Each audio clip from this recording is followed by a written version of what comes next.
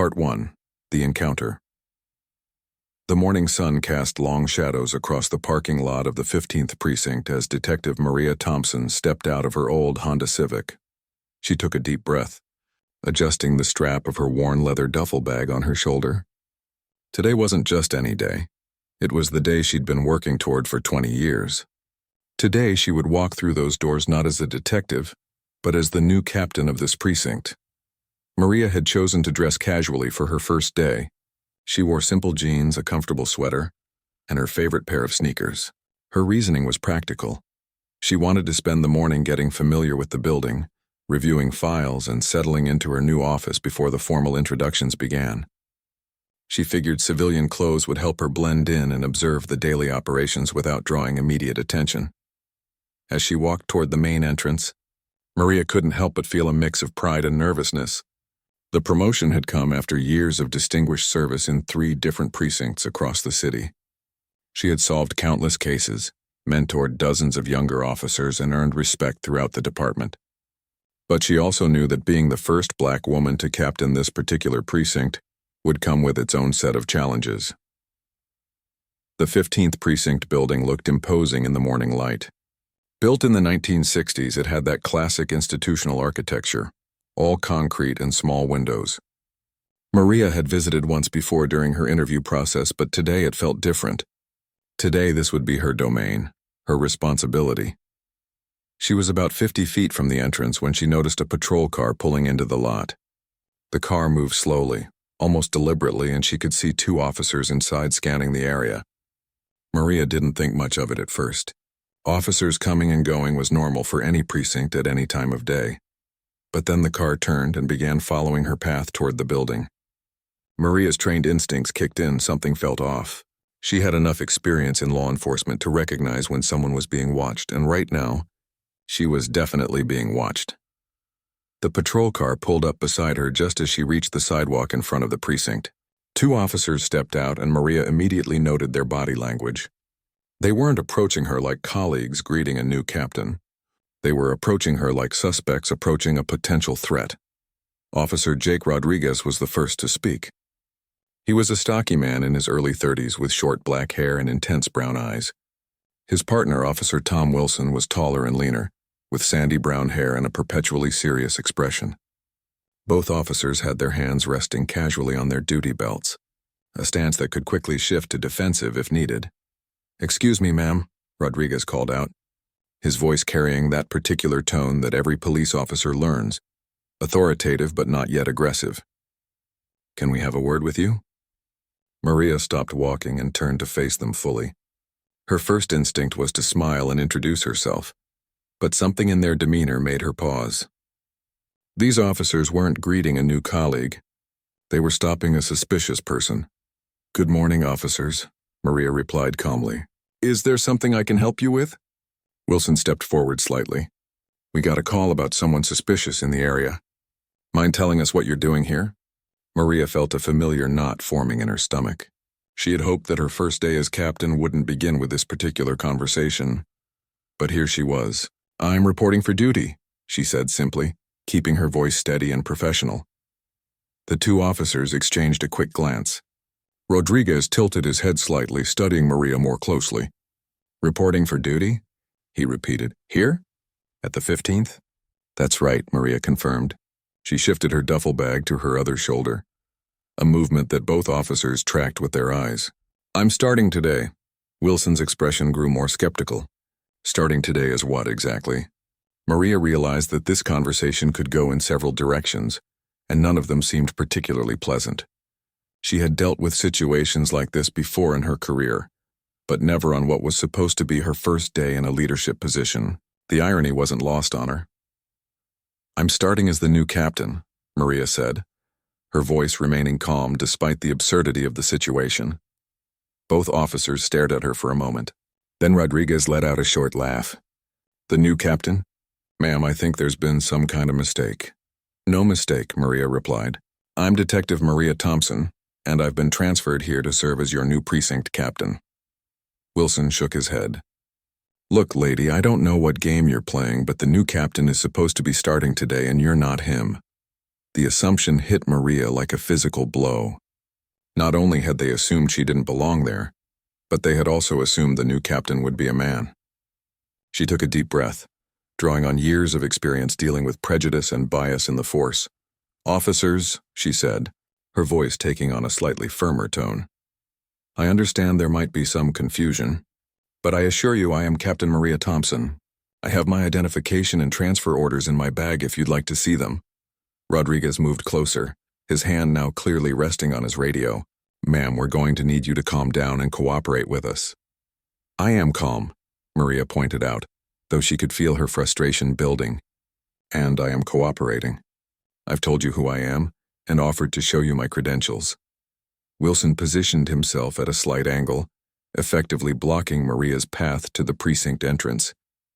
"The thing is, we've had problems in this neighborhood with people making false claims about being police officers. So we're going to need to verify your story." Maria looked between the two officers, understanding that this situation was escalating beyond a simple misunderstanding. These officers had made assumptions about her based on her appearance, and now they were doubling down rather than considering that they might be wrong. "Fine," Maria said, reaching slowly for her duffel bag. "My badge and transfer orders are right in here."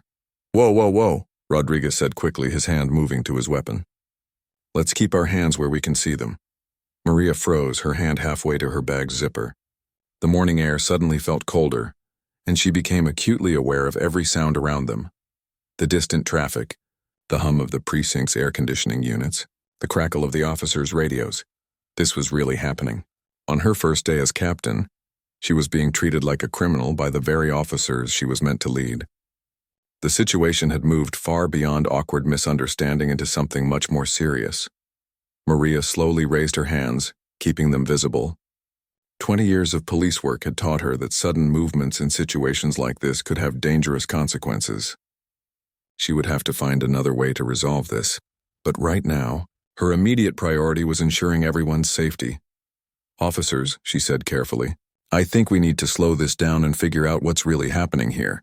But even as she spoke, Maria could see that both officers had already made up their minds about who they thought she was and why she was there. The morning that was supposed to mark the beginning of her new career was instead turning into something she would never forget. Part 2. Escalation. The tension in the air grew thicker with each passing second. Maria kept her hands raised, watching as both officers seemed to grow more suspicious rather than less.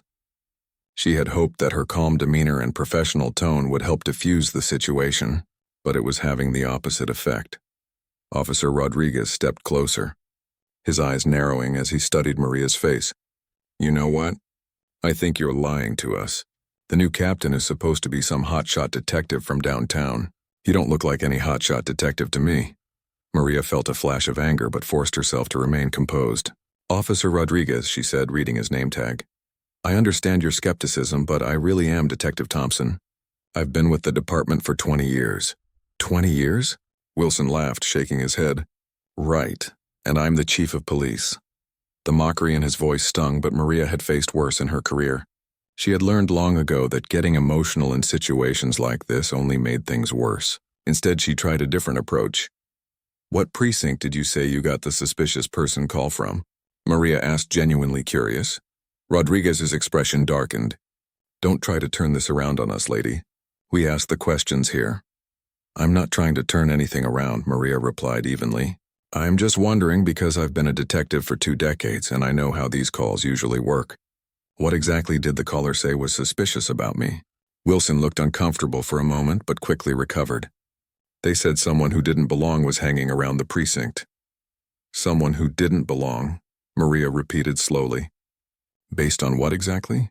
The question hung in the air, and Maria could see both officers struggling with how to answer.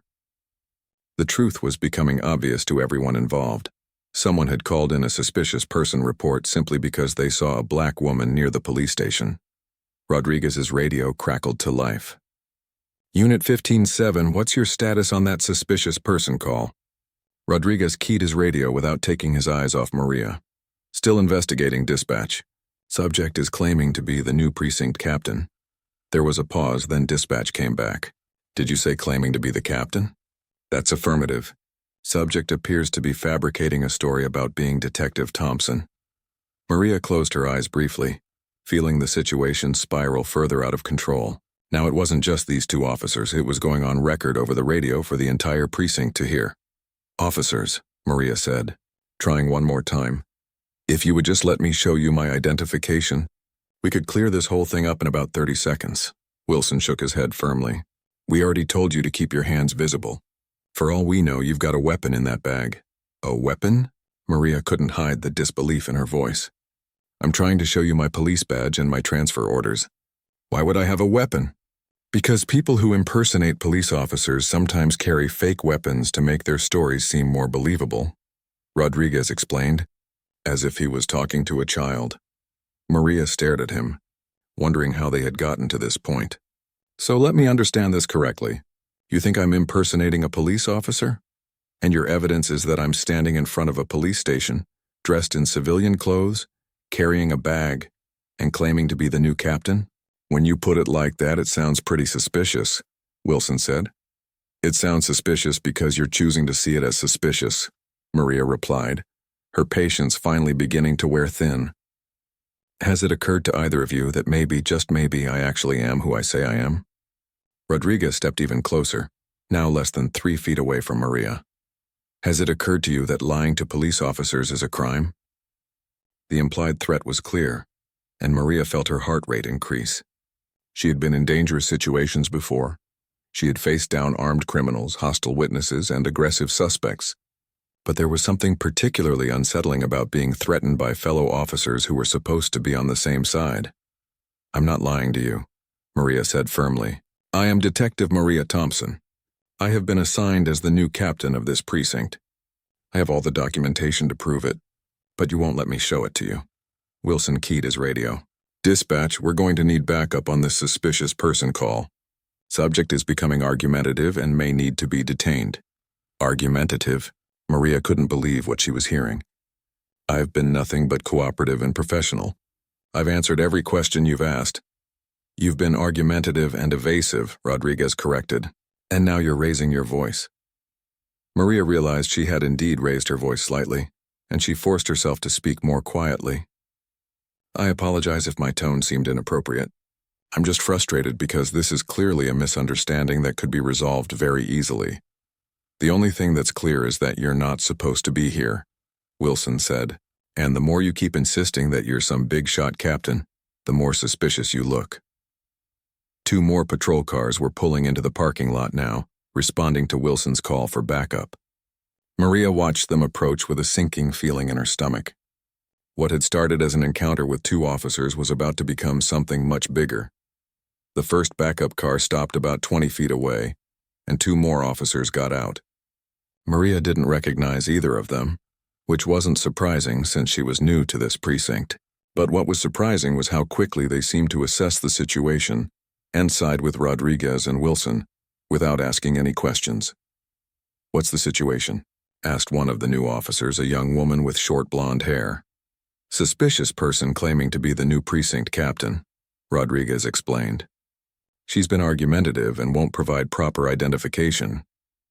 "I offered to provide identification," Maria interjected. "You told me to keep my hands visible." The blonde officer looked Maria up and down, taking in her casual clothes and worn duffel bag. "You're saying you're Captain Thompson?" "I am Captain Thompson," Maria confirmed. The officer exchanged a look with her partner. "Captain Thompson is supposed to be starting today, but—" She trailed off, leaving the implication hanging in the air. "But what?" Maria asked, though she already knew the answer. "But we were expecting someone different," the officer finished diplomatically. The second patrol car had disgorged 2 more officers, bringing the total to 6 people now surrounding Maria. She was beginning to feel like she was in the center of some kind of bizarre theater performance, where everyone knew the script except her. "Look," Maria said, addressing all 6 officers, "I understand that this situation seems unusual. I understand that you might not have been expecting the new captain to look like me, or to arrive dressed like this. But I'm asking you, as fellow law enforcement officers, to let me prove who I am. Let me show you my badge, my transfer orders, my identification. Give me 5 minutes to call Lieutenant Chen, who's supposed to be here to meet me this morning. This doesn't have to be complicated. The officers looked at each other and Maria could see them having a silent conversation. Finally, Rodriguez spoke up. Here's the problem. If you really were Captain Thompson, you'd be arriving in an official capacity, probably with an escort. Definitely in proper uniform. You wouldn't be sneaking around in civilian clothes with a duffel bag. I wasn't sneaking around, Maria protested. I was walking from my car to the front door of the building. That's not sneaking, that's walking. Suspicious persons often use exactly that kind of story, Wilson added. They say they're just walking, just minding their own business, when really they're casing the place or looking for trouble. Maria looked around at the 6 officers surrounding her and realized that no amount of logic or explanation was going to change their minds. They had decided she was suspicious. They had decided she was lying. And they were going to stick with that decision regardless of what she said or did. The worst part was that she could see people starting to notice the commotion. A few civilians had stopped on the sidewalk across the street, drawn by the sight of multiple patrol cars and a group of officers surrounding one person. Some of them were taking out their phones. This was exactly the kind of situation that could end up on social media within minutes, and Maria knew that once that happened, there would be no controlling the narrative. Her first day as captain was about to become a public relations nightmare for the entire department. Part 3. The arrest Maria watched in growing disbelief as Officer Rodriguez pulled out his handcuffs. The metallic clink of the cuffs was unmistakable, and the sound sent a chill down her spine. In 20 years of law enforcement, she had never imagined she would be on the receiving end of that sound. "Ma'am, you're under arrest," Rodriguez announced, his voice taking on the formal tone officers used when making arrests. "You have the right to remain silent.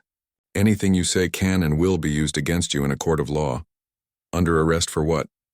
Maria asked, her voice rising despite her efforts to stay calm. "What crime am I supposed to have committed?" Wilson stepped forward with his own handcuffs ready. "Loitering, trespassing, and resisting lawful orders from police officers." "Resisting?" Maria couldn't hide her shock. "I haven't resisted anything. I've been standing here talking to you for 15 minutes. I've kept my hands visible the entire time. I've answered every question you've asked. You've been argumentative and evasive," Rodriguez countered, "and you've refused to provide proper identification when requested." "I offered to provide identification multiple times," Maria protested. "You told me not to reach for my bag." The blonde officer from the first backup car stepped closer. "Ma'am, if you continue to argue, we'll add disturbing the peace to the charges." Maria looked around at the 6 officers surrounding her and realized that this situation had moved far beyond rational discussion. These officers had convinced themselves that she was a criminal, and nothing she said was going to change their minds. But what worried her most wasn't the arrest itself. It was what might happen during the arrest. She had seen too many situations where things went wrong because of misunderstandings, fear, or adrenaline. Someone could get hurt, and in a situation like this, that someone was most likely to be her. "Officers," Maria said, forcing her voice to remain steady and professional, "I need you to listen to me very carefully. I am going to cooperate fully with this arrest. I am not going to resist in any way. I am not armed, I am not dangerous, and I am not a threat to any of you." Rodriguez moved behind her with the handcuffs. "Turn around and put your hands behind your back." Maria hesitated for just a moment, not out of resistance, but out of sheer disbelief at what was happening. This morning she had woken up excited about starting her new position as captain. She had imagined walking into the precinct, meeting her new team, and beginning the important work of leading and serving the community. She had not imagined being arrested by the very officers she was supposed to command. "Ma'am, turn around now," Rodriguez repeated, his voice growing more authoritative. Maria turned around slowly, putting her hands behind her back. The handcuffs were cold against her wrists, and they clicked shut with a finality that made her stomach drop. In all her years as a detective, she had put handcuffs on countless suspects. She had never really thought about what it felt like from the other side. It felt humiliating. Wilson picked up Maria's duffel bag from where she had dropped it. "We'll need to search this for weapons or contraband." "There are no weapons in there," Maria said. "Just my badge, my transfer orders, some personal items, and a change of clothes." "We'll be the judge of that," Wilson replied, unzipping the bag. Maria watched helplessly as Wilson began rifling through her belongings. He pulled out a folded uniform, the one she had planned to change into after getting settled in her office. Then he found her leather portfolio containing her official documents. Wilson opened the portfolio and his expression changed slightly. He looked at the papers for a long moment, then showed them to Rodriguez. "What is it?" asked the blonde officer. Rodriguez looked at the papers, then at Maria, then back at the papers. "These look like official transfer orders." "That's because they are official transfer orders," Maria said. "Which is what I've been trying to tell you for the past 20 minutes. Wilson found Maria's badge next, and he held it up for the other officers to see. It was clearly an official police detective's badge, with Maria's name and badge number engraved on it. "This badge looks real," Wilson admitted reluctantly. "It is real," Maria said. "Just like my transfer orders are real. And just like my identification is real. Which you would have discovered if you had let me show them to you instead of arresting me." The 6 officers stood around looking at each other uncertainly. It was becoming clear that they might have made a serious mistake, but none of them seemed to know what to do about it. Rodriguez keyed his radio. "Dispatch, can you run a badge number for me? Detective badge number 4387. "Stand by," came the response. While they waited for the badge verification, Maria became aware that they were attracting quite an audience. At least a dozen people had gathered on the sidewalk across the street, and several of them were openly recording the scene with their phones. She could also see faces in the windows of the precinct building. Her future colleagues were watching her get arrested in the parking lot of their own station. The thought made her feel sick. Unit 15-7 dispatch came back over the radio. "Badge number 4387 is registered to Detective Maria Thompson, currently assigned to the 15th precinct as of today's date." The silence that followed this announcement was deafening.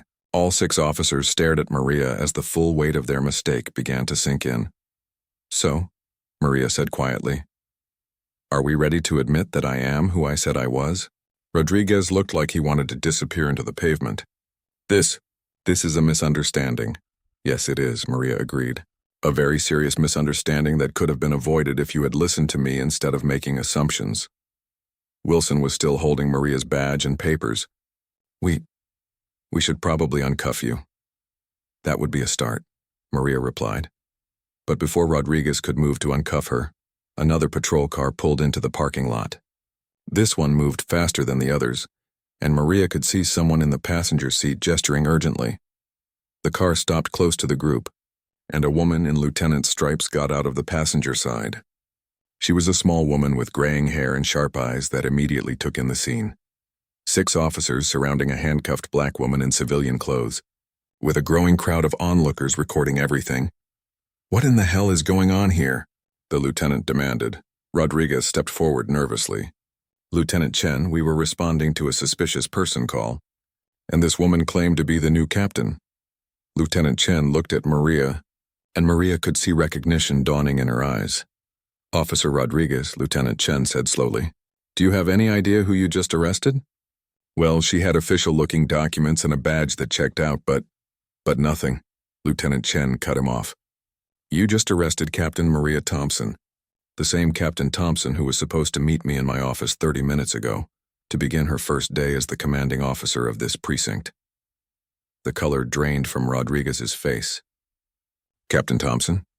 "Captain Thompson," Lieutenant Chen confirmed. "The woman you've been holding in handcuffs for the past 20 minutes is your new boss." Wilson looked like he might be sick. "We thought we made a mistake." "You made several mistakes," Lieutenant Chen said coldly. "The first was assuming that someone didn't belong here based on how they looked. The second was refusing to listen when she tried to explain. The third was arresting her instead of verifying her story. And the fourth was doing all of this in front of a crowd of people with cameras." Maria could hear murmurs from the gathering crowd. Some people were talking excitedly to each other. Others were still recording, and she could see at least one person who appeared to be streaming live on social media. This wasn't just a mistake anymore. This was a public incident that was going to be very difficult to explain or contain. "Lieutenant Chen," Maria said quietly, "could someone please remove these handcuffs?" "Of course, Captain," Lieutenant Chen replied. "Officer Rodriguez, uncuff Captain Thompson immediately."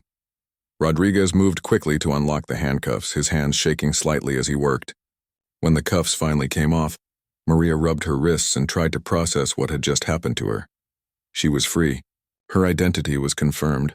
and the officers who had arrested her were clearly mortified by their mistake. But the damage was already done.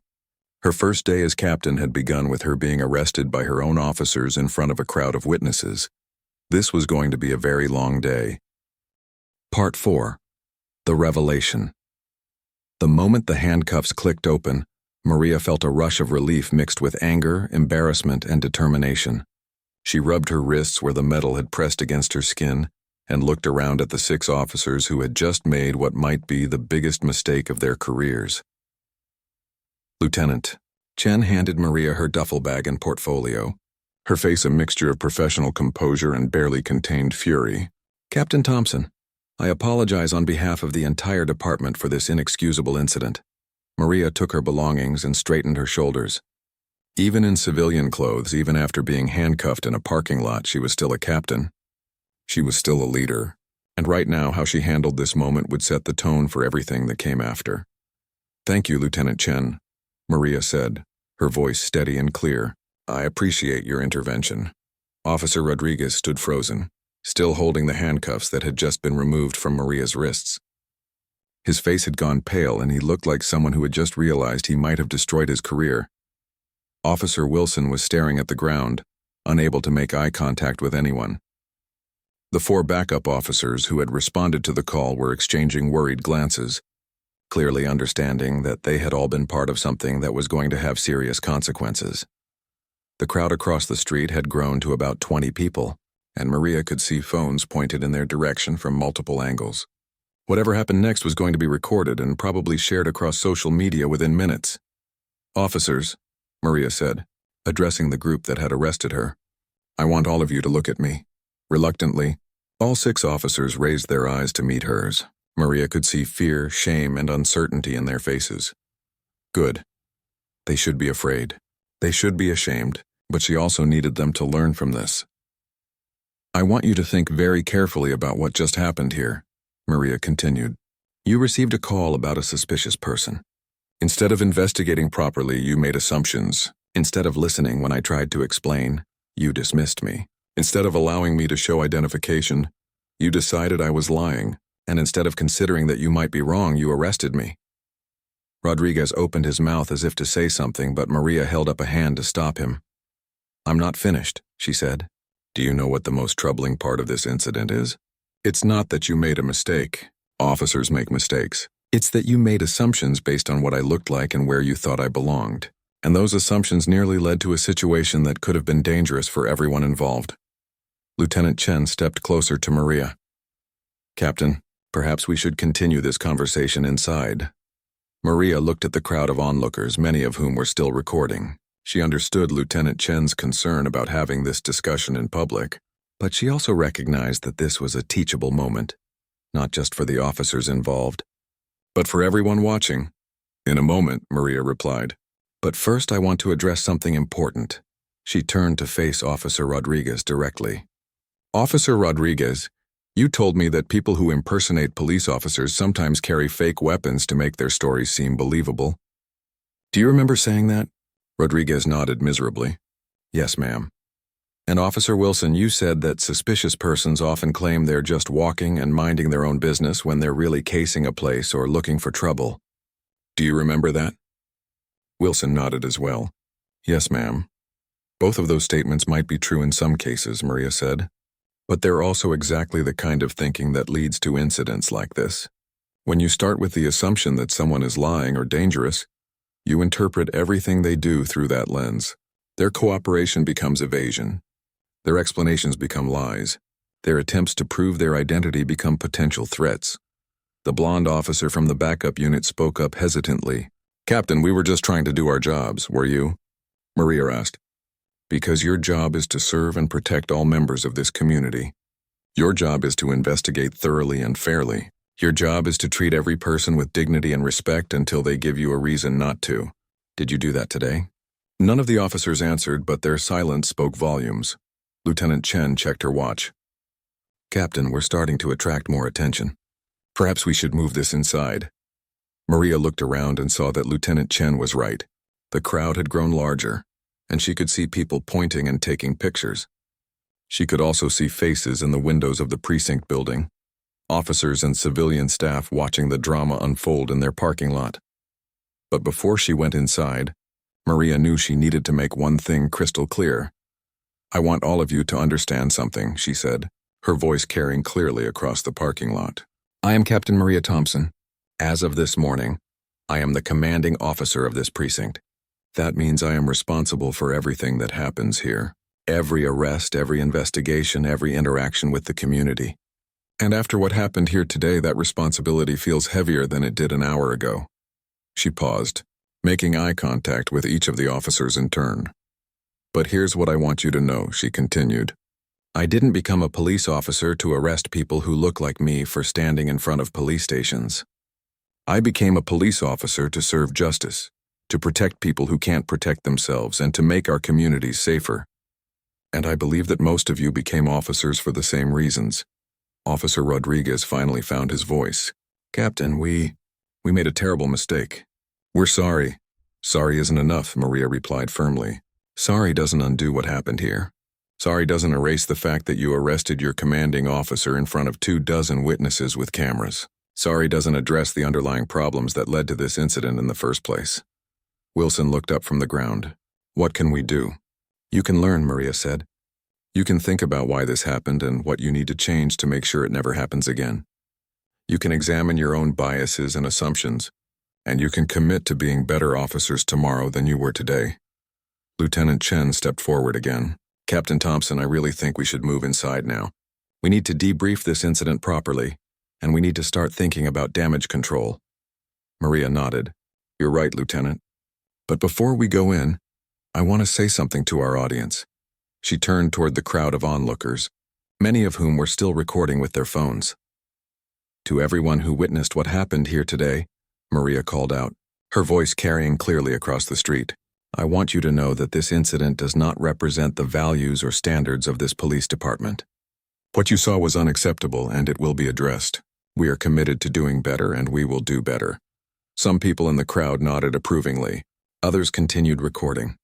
Maria couldn't control what they would do with the footage they had captured, but at least she had gone on record with her position. "Now," she said, turning back to Lieutenant Chen, "let's go inside and figure out how to move forward from this." As the group began walking toward the precinct entrance, Maria could hear the murmur of voices from the crowd behind them. She could also hear the distinctive sound of phones buzzing with notifications, probably people sharing videos and photos of what they had just witnessed. Officer Rodriguez walked beside her, looking miserable. "Captain, I know this doesn't mean much right now, but I really am sorry." "We all are." Maria glanced at him. "Officer Rodriguez, sorry is the beginning of accountability, not the end of it. What matters now is what you do next." As they reached the front door of the precinct, Maria paused and looked back at the parking lot where, 30 minutes earlier, she had thought she was simply walking to her new job.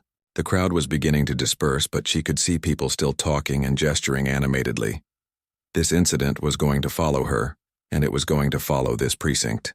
The question now was whether they could turn it into something positive, a catalyst, for change and improvement, or whether it would become just another example of everything wrong with policing. Maria took a deep breath and walked through the front door of the precinct as its new captain. It wasn't the entrance she had planned, but it was the entrance she had been given. Now she had to figure out what to do with it. Part 5. Immediate Aftermath.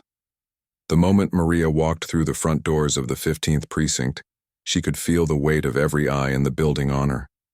The main lobby, which should have been bustling with normal police station activity, had fallen into an unnatural quiet.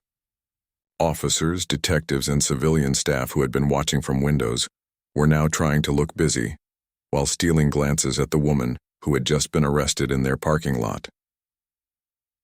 "Lieutenant." Chen guided Maria through the lobby toward the elevator, but the walk felt like it took forever. Maria could hear whispered conversations stopping abruptly as she passed, and she could see people nudging each other and nodding in her direction. "Captain," Lieutenant Chen said quietly as they waited for the elevator, "I've already called the chief. He's aware of the situation and wants to speak with you as soon as possible." Maria nodded. She had expected that call would come quickly. What had happened outside wasn't just an embarrassment for the 15th precinct. It was a potential public relations disaster for the entire department. The elevator doors opened, and several officers who were inside immediately stepped out to make room. They nodded respectfully, but Maria could see the curiosity and concern in their faces. Word was spreading fast. As the elevator carried them up to the third floor where the captain's office was located, Lieutenant Chen spoke again. "Ma'am, I want you to know that the officers involved in this incident don't represent the attitude of this precinct. Most of our people are good officers who would never—" "Lieutenant," Maria interrupted gently, "I appreciate what you're trying to say, but we both know this isn't about a few bad officers. This is about something bigger." The elevator doors opened on the third floor, revealing a hallway lined with offices. Maria could see her nameplate already mounted next to the door of the corner office. Captain M. Thompson. It looked official and permanent, which seemed almost absurd given what had just happened. Lieutenant Chen opened the door to Maria's new office, and Maria stepped inside for the first time. It was a decent-sized room with a large desk, several chairs, and windows that looked out over the parking lot where she had been arrested 20 minutes earlier. "I'll give you a few minutes to get settled," Lieutenant Chen said. "Then we should probably start making some calls." After Lieutenant Chen left, Maria set her duffel bag down and walked to the window. She could see the spot where the whole incident had occurred, and she could see a few people still lingering on the sidewalk across the street, probably hoping for more drama. Her phone buzzed with a text message, then another, then several more in rapid succession. Maria looked at the screen and saw messages from colleagues at her previous precinct, friends in the department, and even her sister who lived across the country.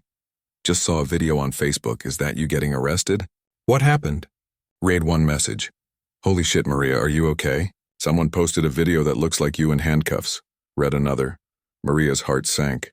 The incident had already made it to social media, just as she had feared. Within minutes, it would probably be everywhere.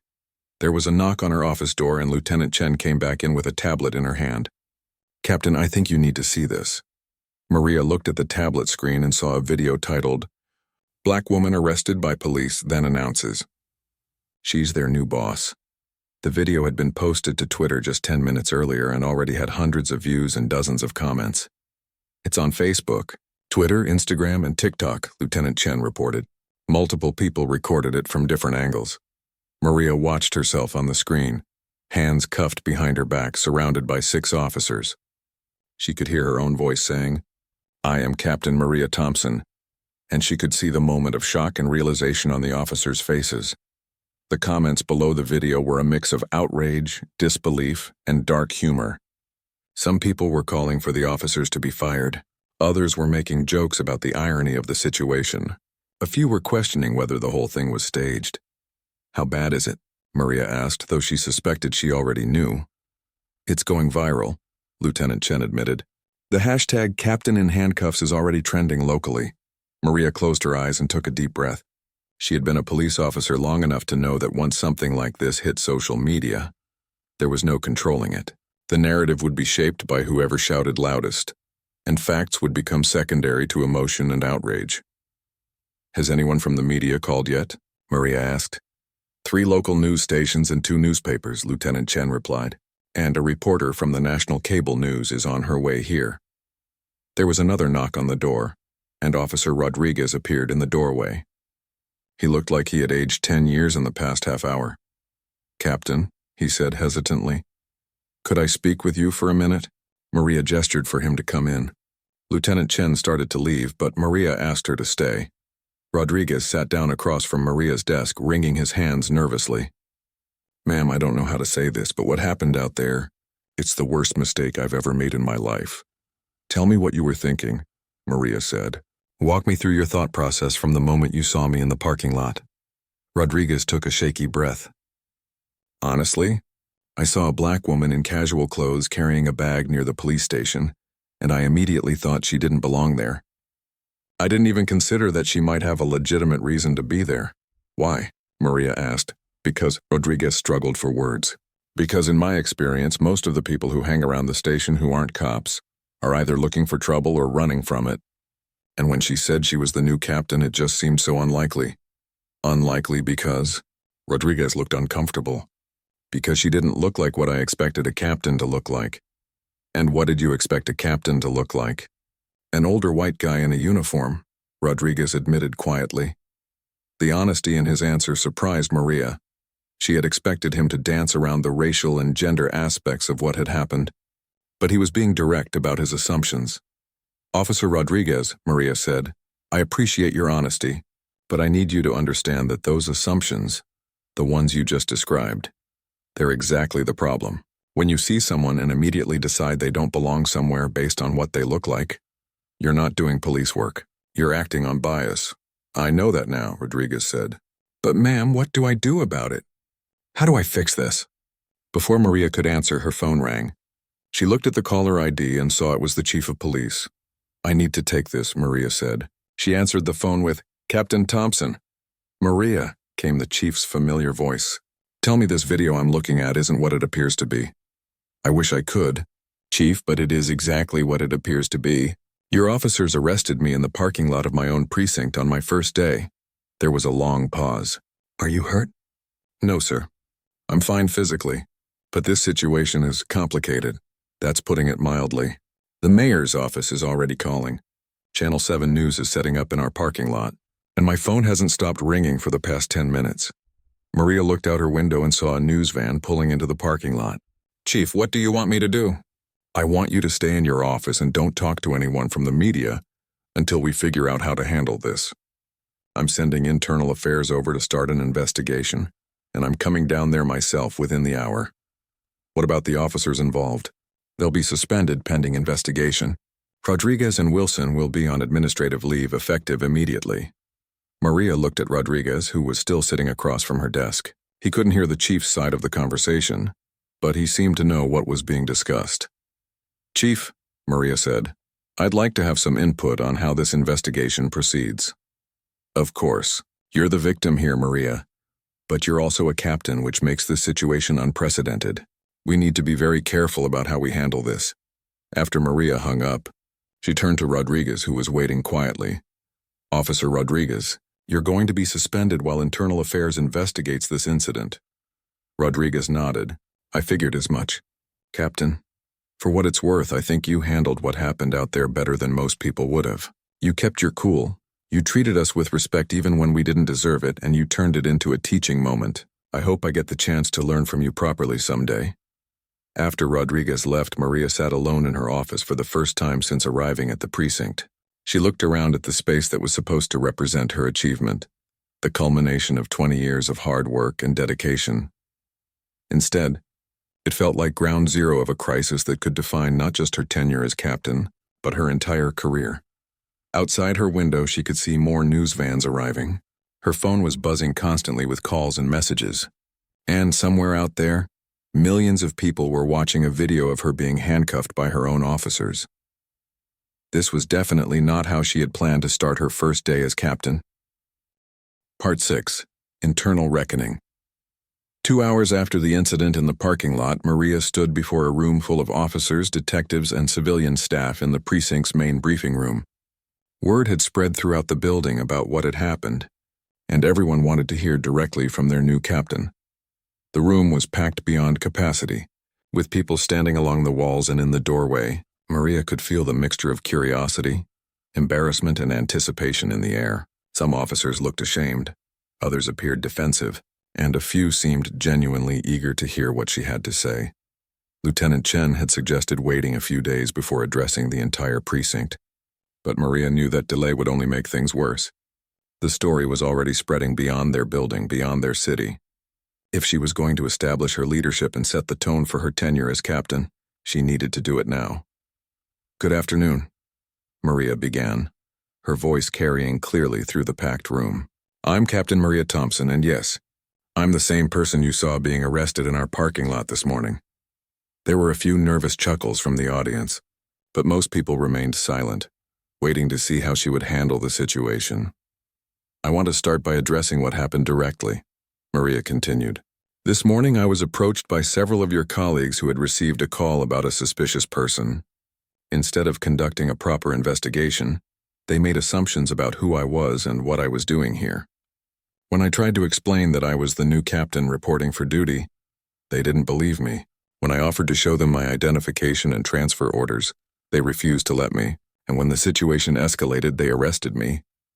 Maria paused, scanning the faces in the room. She could see officers nodding in understanding, others shaking their heads in disbelief, and some looking down at their hands in shame. "Now, I want to be very clear about something," she continued. "What happened to me this morning was wrong. It was unprofessional. It was based on harmful assumptions, and it should never have occurred. But I'm not standing here to humiliate anyone or to point fingers. I'm here because what happened to me is part of a larger problem that we need to address together."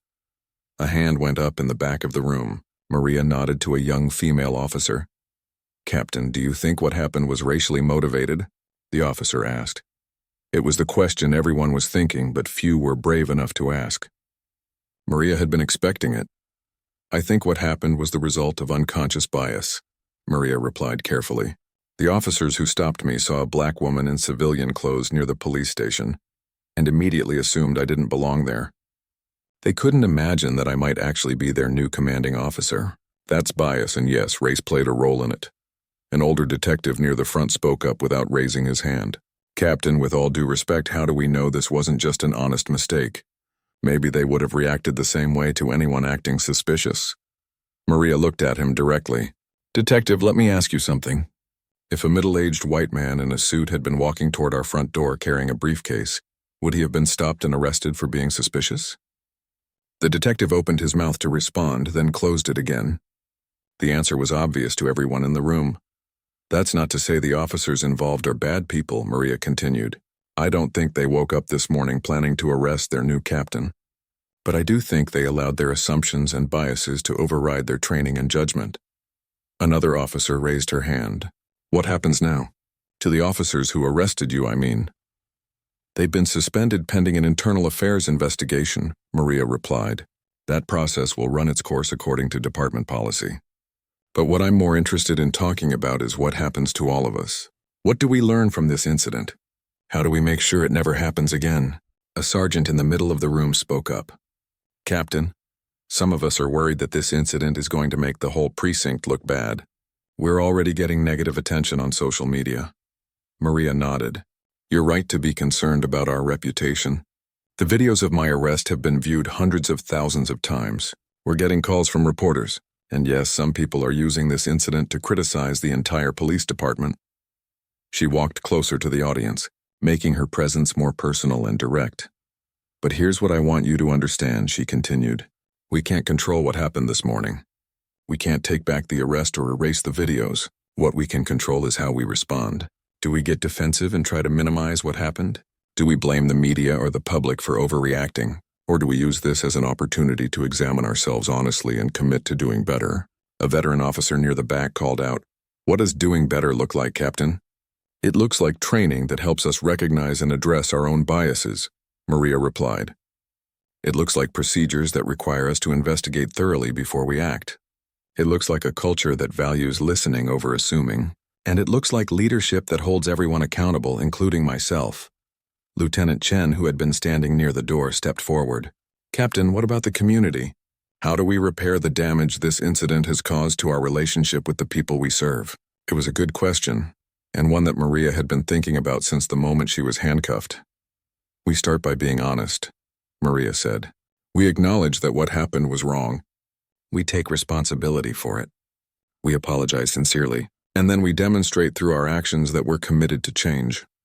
A young officer who looked like he had just graduated from the academy raised his hand tentatively. "Captain, I'm new here and I'm still learning. How do I make sure I don't make the same kind of mistake those officers made?" Maria smiled at him. It was the first time she had smiled since arriving at the precinct that morning. "That's an excellent question, and the fact that you're asking it tells me you're already on the right track," she said. "First, remember that your job is to serve and protect everyone in this community, regardless of what they look like or where you think they belong. Second, always investigate before you act. Ask questions, listen to answers, and verify information before you make assumptions. Third, treat every person with dignity and respect until they give you a reason not to." She paused, looking around the room at the faces watching her intently. "But most importantly," she continued, "remember that you're human and humans have biases. We all do. The goal isn't to pretend we don't have them. The goal is to recognize them, understand how they affect our judgment, and work constantly to overcome them. An older female sergeant near the front raised her hand. Captain, can you tell us a little about yourself? Your background, your experience. I think it would help us understand who you are beyond what happened this morning. Maria appreciated the question. It was an opportunity to establish herself as more than just the captain who got arrested on her first day. I've been a police officer for 20 years, she began. I started as a patrol officer in the 8th Precinct, worked my way up to detective, and spent the last 5 years as a lieutenant in the downtown district. I've worked everything from robbery to homicide, domestic violence to white-collar crime. I've been shot at twice. I've saved lives, I've caught killers, and I've made my share of mistakes along the way. She walked to the center of the room, making sure everyone could see her clearly. I became a police officer because I believe in justice, she continued. I believe that law enforcement, when done properly, makes communities safer and gives people hope. But I also know that when we get it wrong, when we let bias or fear or ego cloud our judgment, we can cause tremendous harm. What happened to me this morning was harmful, she said, her voice growing stronger. It was harmful to me personally. It was harmful to this precinct's reputation, and it was harmful to the relationship between police and the community we serve. But it doesn't have to define us. We can choose to learn from it, grow from it, and become better because of it. The room was completely silent now. Every person focused on Maria's words. I'm here because I want to lead a precinct that serves everyone fairly and effectively, she concluded. I want to work with officers who see their badge as a responsibility, not a privilege. I want to build trust with our community, not tear it down. And I want to make sure that what happened to me this morning never happens to anyone else. She looked around the room one more time, making eye contact with as many people as possible. That's the kind of captain I intend to be, she said.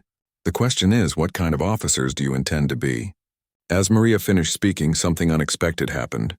One officer in the back began to clap. Then another joined in. Within seconds, the entire room was applauding, not just politely, but enthusiastically. Maria felt a wave of emotion wash over her. This morning, she had been humiliated and angry. Now she felt something different. She felt hope. Part 7. Media firestorm. Within 6 hours of Maria's arrest, the story had exploded across every major news platform in the country. The original videos from the parking lot had been shared hundreds of thousands of times, and new angles and commentary were appearing every few minutes. Maria sat in her office watching the coverage on multiple screens that Lieutenant Chen had set up. CNN was running a banner that read, "Police Captain Arrested by Her Own Officers on First Day." Fox News had titled their segment, "Racial Profiling or Police Mistake." SNBC was discussing systemic racism in law enforcement with a panel of experts. Her phone had not stopped ringing. Reporters from local and national outlets were calling every few minutes. Her email inbox was flooded with interview requests. The precinct's main phone line was so jammed with calls that they had to set up a separate media hotline. "Captain," Lieutenant Chen said, entering the office with yet another stack of messages. "Good Morning America wants you for a live interview tomorrow. The Today Show is offering the same. And 60 Minutes wants to do a full segment on police reform with you as the centerpiece." Maria rubbed her temples. "What about local media? All 5 local news stations want exclusive interviews. The city newspaper wants to do a front-page story. And there are 3 documentary filmmakers who want to follow your story for the next year." Before Maria could respond, her phone buzzed with a call from the mayor's office. She had been expecting this call all afternoon. "Captain Thompson speaking." "Captain, this is Mayor Johnson. I think we need to talk." "Yes, sir. I was expecting your call." "What happened this morning has put the entire city in a difficult position," the mayor said without preamble. "We're getting calls from civil rights groups, the police union, community leaders, and reporters. Everyone wants to know what we're going to do about this." Maria chose her words carefully. "Mr. Mayor, I understand the sensitivity of the situation. I'm committed to handling this in a way that serves justice and helps the department improve. That's good to hear. But I need to know, are you planning to file a lawsuit against the department?" The question caught Maria off guard. "Sir, I'm a captain in this department. My goal is to strengthen the department, not sue it. I appreciate that, but you'd have every right to sue. And frankly, a lot of people are expecting you to. The optics of this situation are challenging." Maria understood what he was really saying. The arrest of a black female captain by white male officers was the kind of story that could dominate news cycles for weeks and potentially damage the political careers of everyone involved. Mr. Mayor, what are you suggesting? I'm suggesting that we handle this proactively. We make it clear that this incident was unacceptable. We take strong action against the officers involved, and we use this as an opportunity to demonstrate our commitment to reform. After the call with the mayor, Maria found herself staring out her office window at the crowd of reporters and protesters that had gathered outside the precinct. Someone had organized a demonstration calling for the firing of the officers who arrested her. Counter-protesters were there supporting the police. The whole scene was being broadcast live on multiple news channels. Lieutenant Chen knocked and entered. Captain, I hate to add to your stress, but we just got word that the officers' union is planning to hold a press conference this evening. They're going to defend Rodriguez and Wilson. What are they planning to say? According to our sources, they're going to argue that the officers were just doing their jobs and that this whole incident is being blown out of proportion because of the racial aspect. Maria felt her frustration building. The last thing this situation needed was the union making it sound like the officers were victims. Get me the union president on the phone, she said. 20 minutes later, Maria was speaking with Tony Castellanos, the head of the local police officers' union. She could hear the tension in his voice immediately. Captain Thompson, I want you to know that we support you and we're sorry about what happened, he began. But we can't let two good officers be destroyed because of an honest mistake. Mr. Castellanos, Maria replied, arresting your commanding officer because you assume she doesn't belong at her own precinct isn't an honest mistake. It's a serious failure of judgment that could have had dangerous consequences. But they were responding to a call, Castellanos protested. They saw someone acting suspicious and they investigated. That's what we train officers to do. Acting suspicious by walking from a car to the front door of a building? Look, Captain, I understand you're upset. Anyone would be. But if we crucify every officer who makes a split-second decision that turns out to be wrong, we're not going to have any officers left. Maria could see that this conversation wasn't going to be productive. The union was going to defend their members regardless of the facts, which meant the media narrative was about to get much more complicated. That evening, Maria decided to break her silence. Instead of waiting for the perfect moment or the right interview opportunity, she walked outside and addressed the crowd of reporters who had been camping outside the precinct all day. Good evening, she said, stepping up to a cluster of microphones that had been set up on the sidewalk. I'm Captain Maria Thompson, and I want to make a brief statement about what happened this morning. The crowd of reporters pressed closer, cameras flashing and rolling. This morning, I was arrested by officers from this precinct while I was reporting for my first day as captain. The arrest was based on assumptions about who I was and whether I belonged here. It was wrong, it was unprofessional, and it should not have happened. She paused, looking directly into the cameras. But I want to be clear about something. This incident, while deeply troubling, does not define the men and women of this department.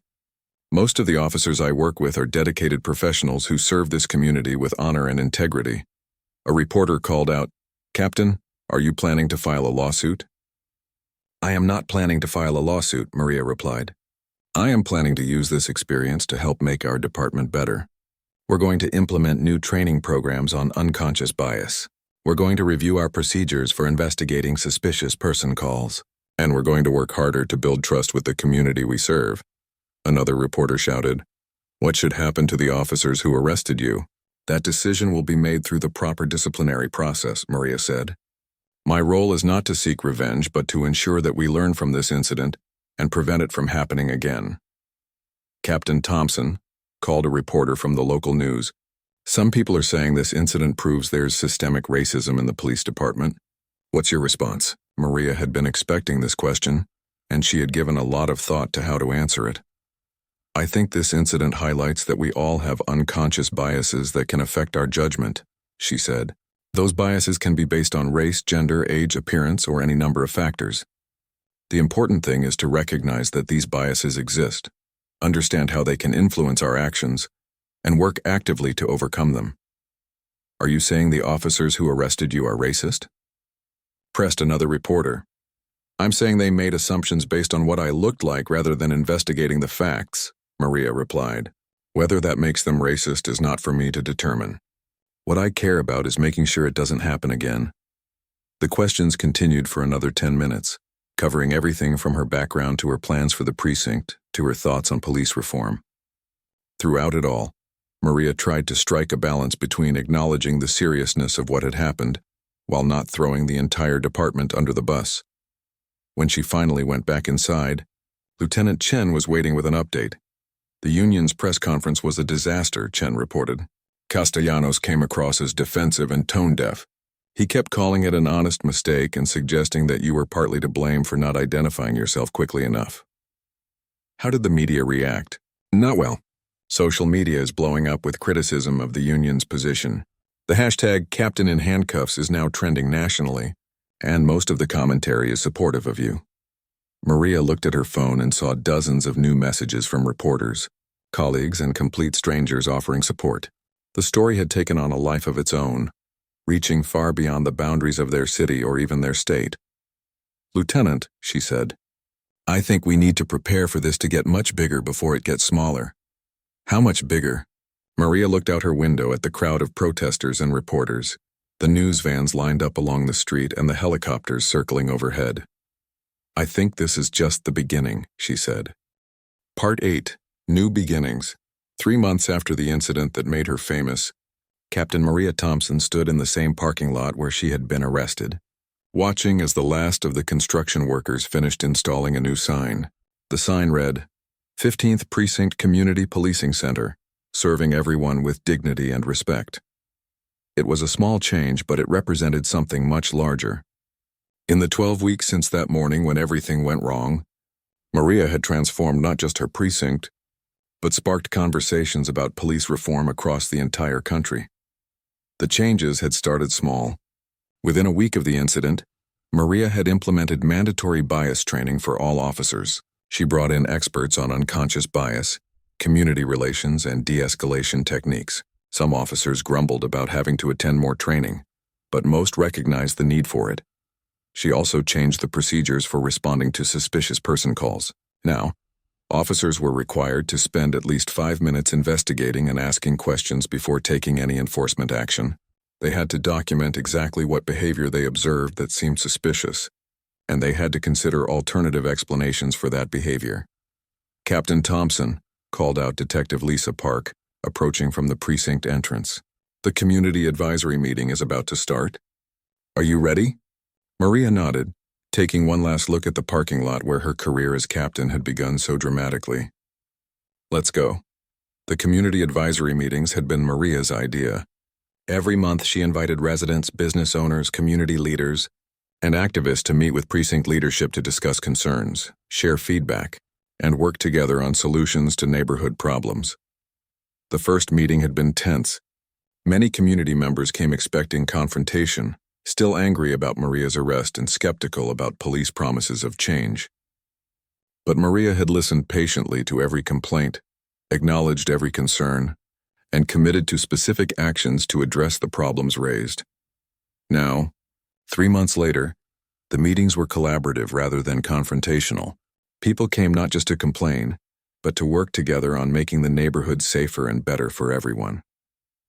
As Maria entered the community room, she saw about 50 people seated in chairs arranged in a large circle.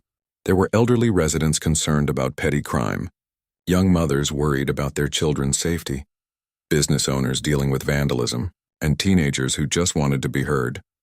"Good evening, everyone," Maria began. "Thank you all for coming to our monthly meeting. As always, this is your time to share concerns, ask questions, and work with us on solutions." Mrs. Patterson, a 70-year-old woman who lived near the precinct, raised her hand. "Captain Thompson, I wanted to thank you and your officers for the extra patrols in our neighborhood. The drug dealing on my corner has almost completely stopped."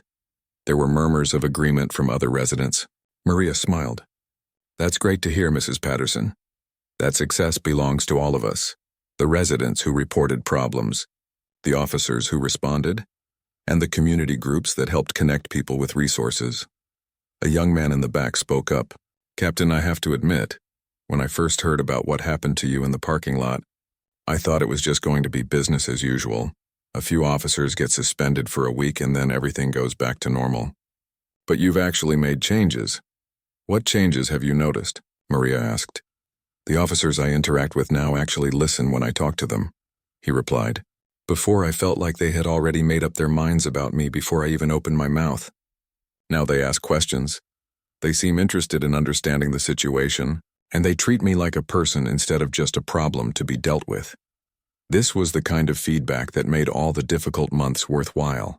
Maria had known from the beginning that changing attitudes and behavior would take time.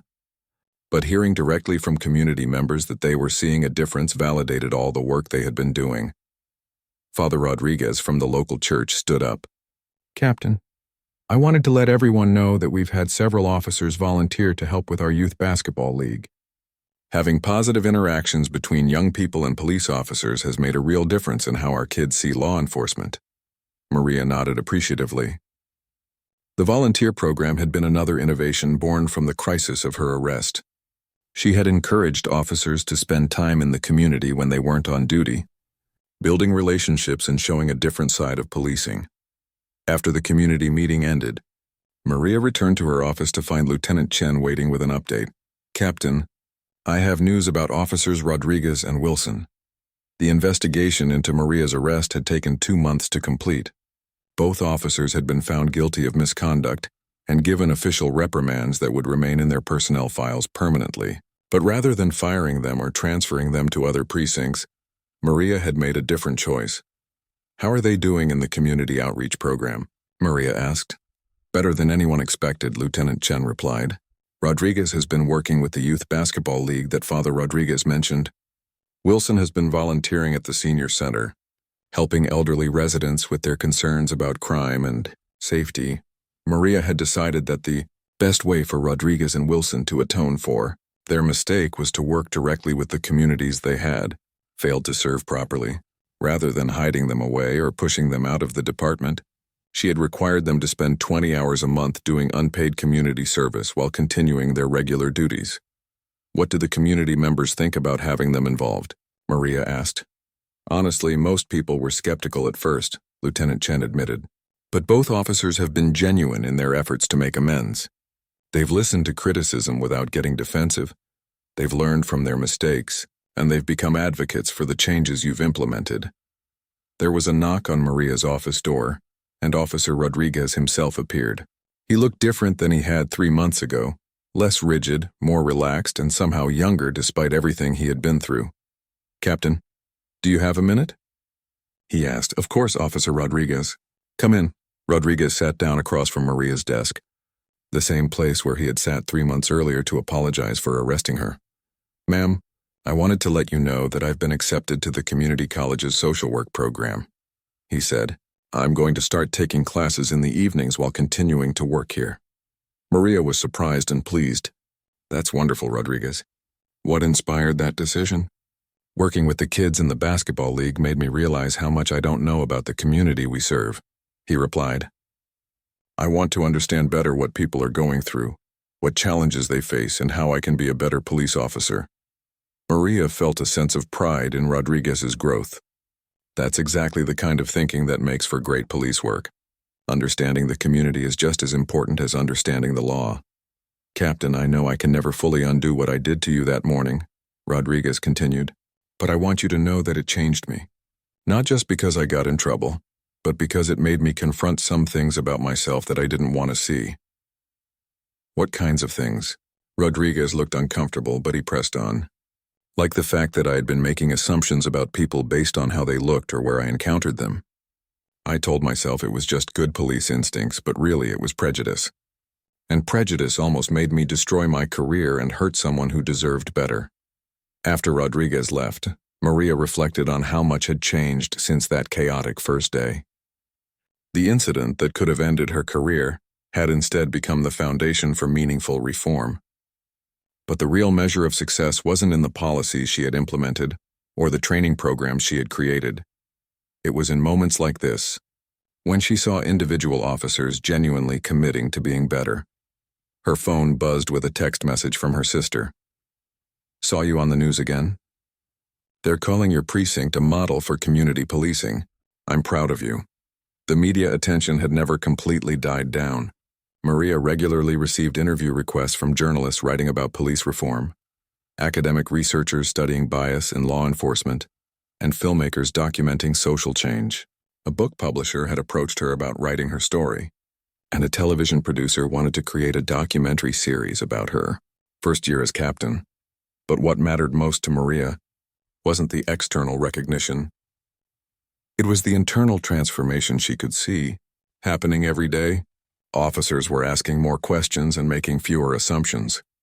Community members were approaching police with concerns instead of avoiding them. And slowly but steadily, trust was being rebuilt. Lieutenant Chen appeared in Maria's doorway again. "Captain, there's someone here to see you. She says she's a captain from Chicago who wants to learn about our community policing model." Maria smiled. This was the fourth visit from law enforcement leaders in other cities who wanted to understand how the 15th Precinct had turned a crisis into an opportunity for improvement. Each visitor left with specific ideas they could implement in their own departments. "Send her in," Maria said.